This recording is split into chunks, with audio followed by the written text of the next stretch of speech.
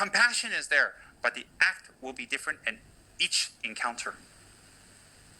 So the point is, it arises from the mind of awareness. If you have awareness, you will change your habits. If you want to have awareness and you want it to be a Dharma motivated awareness that becomes a tool, a weapon to slice through the actions that make you unhappy with other people and the people around you unhappy, to stop it, then you need the collection of merits. So the collection of merits are varied and very, very incredibly diverse for different diverse minds. So making tankas, offering brocade, offering water, silver, offering black tea, cleaning the area, making images, making stupas, all of that becomes an act of great merit for a specific type of merit, a specific type of purification, where it will bring you back to your mind that when you engage in different types of meditations, such as awareness, results are much quicker. And the results you gain, listen carefully, the results that you gain with your subtle mind, because you have the Rakpa Sheba, the Chamaki Sheba. Rakpa Sheba means your gross mind. Chamaki Sheba means your subtle mind. All items gained by your gross mind is lost at death. And a small imprint of it may appear in your future lives. I'll explain. Chamaki Sheba means subtle mind. All attainments or transformations that arise from your subtle mind is not lost life after life. Example, magical abilities are associated from the rough minds. Clairvoyance of the eye, of the ear, those are associated with the eye and the ear. So therefore, you can use non-Buddhistic practices to gain clairvoyant powers or Bomo powers or whatever. But they are lost at the time of death because they're associated with a rough mind. So rough habits, such as maybe in a previous life you love eating pizza. That has something to do with your gross mind that is dissolved at the time of death. Why? The gross mind is something that connects with the subtle mind. The gross mind is something that interacts with the phenomena around you. The items around you, you interact with your gross mind, which sends a message to your subtle mind. But at the time of death, all the gross mind, which are living in the five senses, dissolve into the subtle mind. And the subtle mind dissolves into a more subtle mind, and that leaves your body, and you leave your body with that mind. So all the things that you put pleasure and effort towards the gross mind is lost at the time of death. If you're very good at weaving and cloth, that is something associated with a gross mind. When you die, it's wasted, it's gone. You can't take it with you. A smell of it might be there in your next life. If you have an onion or garlic in a porcelain cup, for a while, you remove it, no matter how much you wash it, there's some smell. So in the future life, maybe you have some indications toward, like weaving, you become a great fashion designer or something. Maybe, but that's not guaranteed. But that itself is not an action that guarantees you freedom. So if you're very good in accounting, if you're good in drawing, spelling, teaching, professor, art, music, if you're attached to dance, sound, if you're attached to books, libraries, all these things, and you develop a skill for yachting, for cruising, and you're very good at that, you waste your time if you focus all your time at that. I'll tell you why. Because those are actions associated with your gross mind. And when you die, the gross mind is dissolved. And the gross mind can only function in relations to a gross physical body. So if you develop qualities that arises from the subtle mind, such as generosity, compassion, ethics, wisdom, patience, awareness. If you develop that in your subtle mind, your gross mind will be automatically affected. Why? The gross mind arises from the subtle mind. So when you die, if you develop compassion and it's this much to develop, look here please, if it's this much and you've developed this much, you in your next life will continue from here. Why? This much is with your subtle mind. You're not using your gross mind for meditation. You're not using your gross mind for attainments. Example, when you have dreams, you don't use your eyes, ears, nose, taste to experience. But you feel, you see, you hear, you talk. But you're not using that. What are you using? That is your subtle mind. That proves to you that your mind can exist without this body. And you can feel sensations, fear, happiness, love, whatever, joy. Even someone stabs you, you can feel the pain as if it's real. In your dreams, why? That is your subtle mind in action. The subtle mind arises. The subtle mind arises during the last stage of sleep for a few hours, 1.5, 2 hours, just before dawn, the deepest part of the sleep. Meditators treasure that time because they use that for meditation to contact the subtle mind. Why? Contact what? To make the subtle mind more pronounced, more pronounced, more pronounced, to overcome their gross habits. During orgasm, when we have sexual intercourse, during orgasm, if we have orgasm or we have sexual intercourse only by desire, because people feel that sex is dirty. Sex is not intrinsically dirty. Sex is only dirty when your motivation is dirty. There have been great meditators in the past in Tibet who will have sexual union with someone. After that, that person will do Dharma practice. It is a way to bring the Dharma according to their level. There are people that they can have dinner with them because that's what they like. Afterwards, they do Dharma practice according to their needs. When you have orgasm, very quick glimpse of your subtle mind will appear, split second. And those who do tantric meditations will able to control their semen.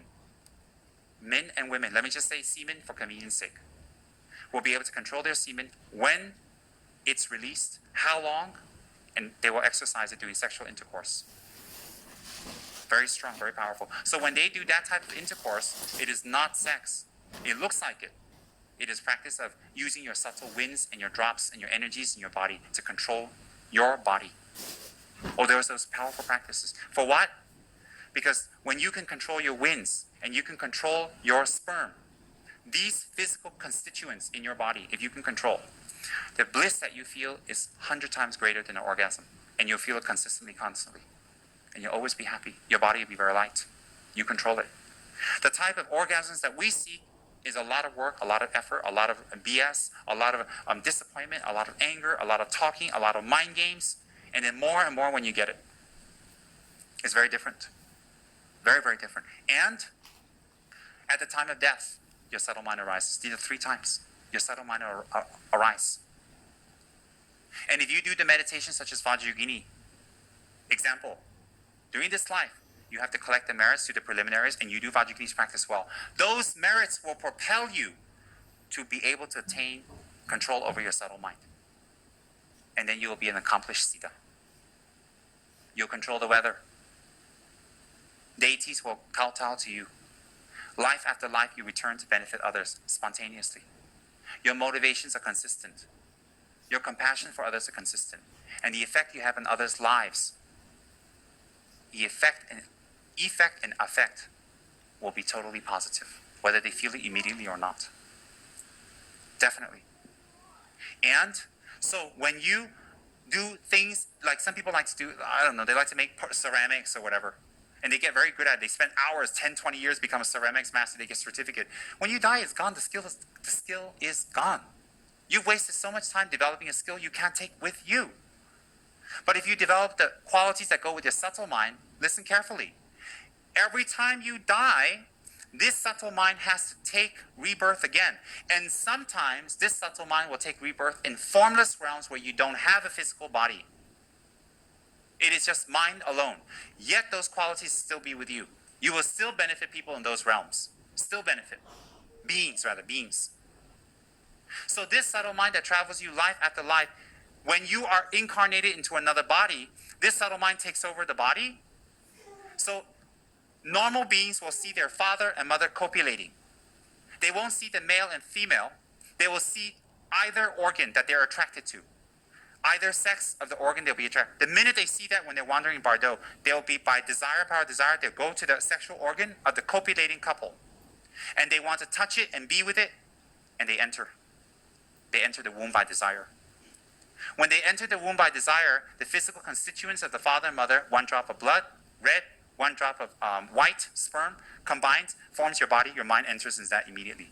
The mind has no size or shape. It can fit into something minute or as big as a mountain. It doesn't really matter.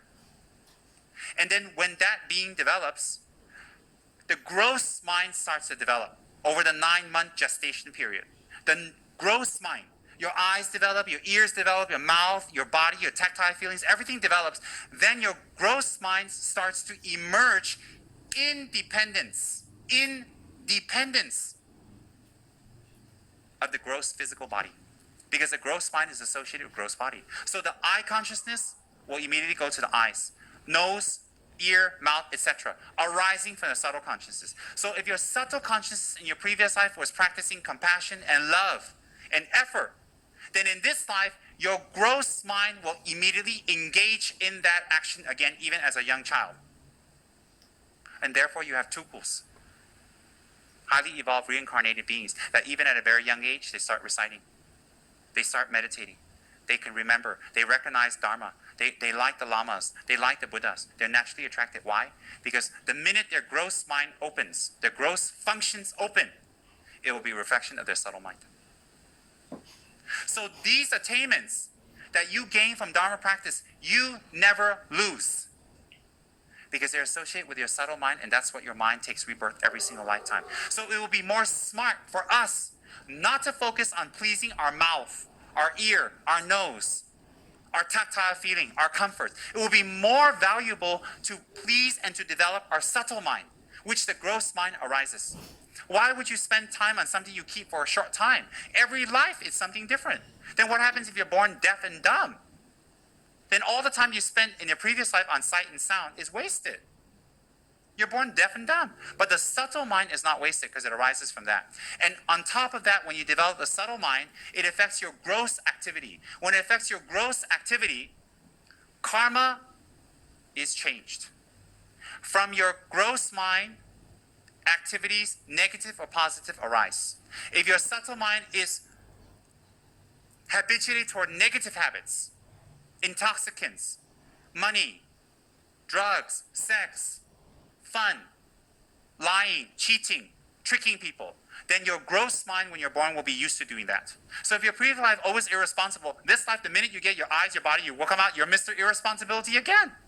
And then you create more negative karma. If in your previous life you practice the meditation of awareness and you cut this out and you're aware, every single life when you come back, whether you're a small little kid or you're a grown adult, you will have that kind of awareness. Life after life. And each life, it becomes better and better and better.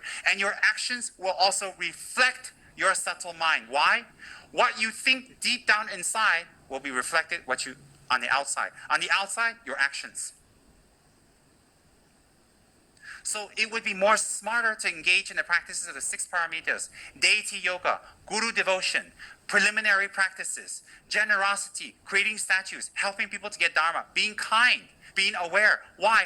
Those qualities, when you develop, although every lifetime, it will manifest differently, but the motivation is the same. It arises from your subtle mind.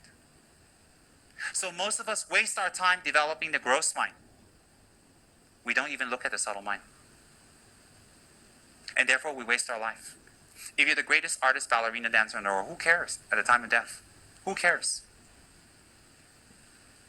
You still go to death with hatred, ignorance, desire, lust. In your next life, you can be a pig. You can be another ballerina. You can be a housewife. You can be a husband. You can be a driver. You can be in the God realms. You can go born as a snake. You can be born as a hell realm. It doesn't matter. Why? Because the things you did from your gross mind creates actions for you to be reborn here and there. Therefore, even the gross mind affects where you will be reborn, because you don't cut the habit. Therefore, it behooves us, it's very smart for us to do the meditation on awareness, especially in conjunction with the sadhana, example, Guru Yoga Lama Tsongkhapa, and the mantra practices, to recite